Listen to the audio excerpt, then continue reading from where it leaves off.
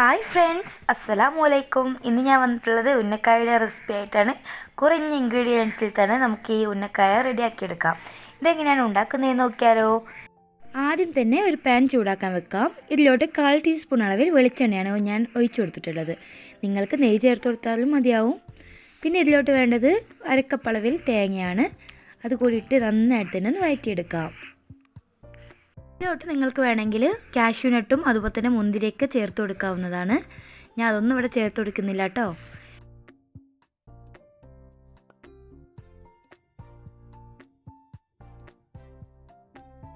ഇനി ഇതിലോട്ട് 4-5 ഏലക്ക ചതച്ചത് കൂടി ഇട്ട് കൊടുക്കാം. ഇതിലോട്ട് 2 ടേബിൾ സ്പൂൺ അളവിൽ പഞ്ചസാര കൂടി ഇട്ട് കൊടുക്കുന്നുണ്ട്.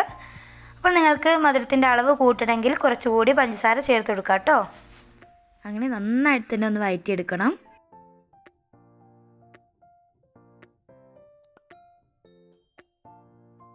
ഇപ്പോൾ നമ്മുടെ ഉന്നക്കായിലേക്കുള്ള ഫില്ലിംഗ് ഇവിടെ റെഡി ആയിട്ടുണ്ട്.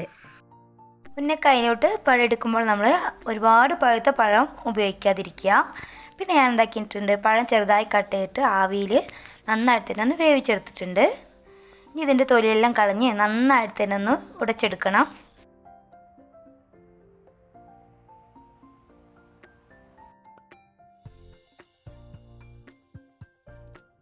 ഞാനൊരു ഫോർക്ക് വെച്ചിട്ടാണ് ഇതെല്ലാം നന്നായിട്ട് തന്നെ ഉടച്ചു കൊടുക്കുന്നത്.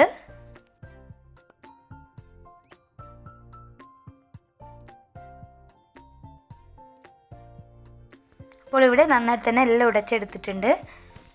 കുറച്ച് എണ്ണയോ നെയ്യോ തടവി ഈ പഴം ഇതുപോലെ ഒന്ന് പരത്തി ഇതിലോട്ട് ഫില്ലിങ് വെച്ചെടുക്കാം.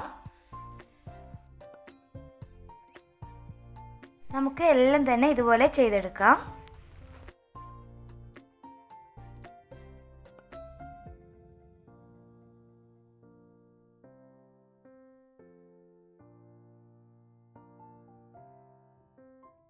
ഞാനിവിടെ എല്ലാം തന്നെ റെഡിയാക്കി എടുത്തിട്ടുണ്ട്. ഇനി നമുക്കിത് ചൂടായ എണ്ണയിലോട്ട് ഇട്ട് കൊടുക്കാം. അപ്പോൾ നന്നായി ചൂടായ എണ്ണയിലോട്ടാണ് നമ്മളിത് ഇട്ട് കൊടുക്കേണ്ടത്. അല്ലെങ്കിൽ ചൂടാവാതെയാണ് നമ്മളിത് ഇട്ട് കൊടുക്കുന്നതെങ്കിൽ നമ്മുടെ ഈ ഉന്നക്കായെല്ലാം പൊട്ടിപ്പോവും കേട്ടോ.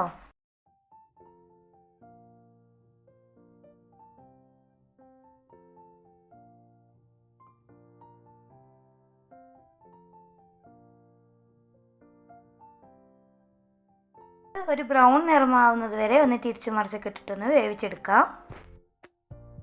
ഉന്നക്കായ്ക്ക് ഈ ഒരു കളറൊക്കെ ആകുമ്പോൾ നമുക്ക് എണ്ണയിൽ നിന്ന് കോരി മാറ്റാം. അപ്പോൾ ബാക്കിയുള്ളതെല്ലാം നമുക്കിതുപോലെ തന്നെ ചുട്ടെടുക്കാം. അപ്പോൾ നമുക്ക് സിമ്പിളായിട്ട് തന്നെ നമ്മുടെ വീട്ടിലുള്ള ഇൻഗ്രീഡിയൻസ് ഒക്കെ കൊണ്ട് നമുക്ക് പെട്ടെന്ന് തയ്യാറാക്കാൻ പറ്റിയ ഒരു പലഹാരമാണ് ഉന്നക്കായ. അപ്പോൾ നിങ്ങൾ എന്തായാലും ഇതൊന്ന് ട്രൈ ചെയ്ത് നോക്കുക.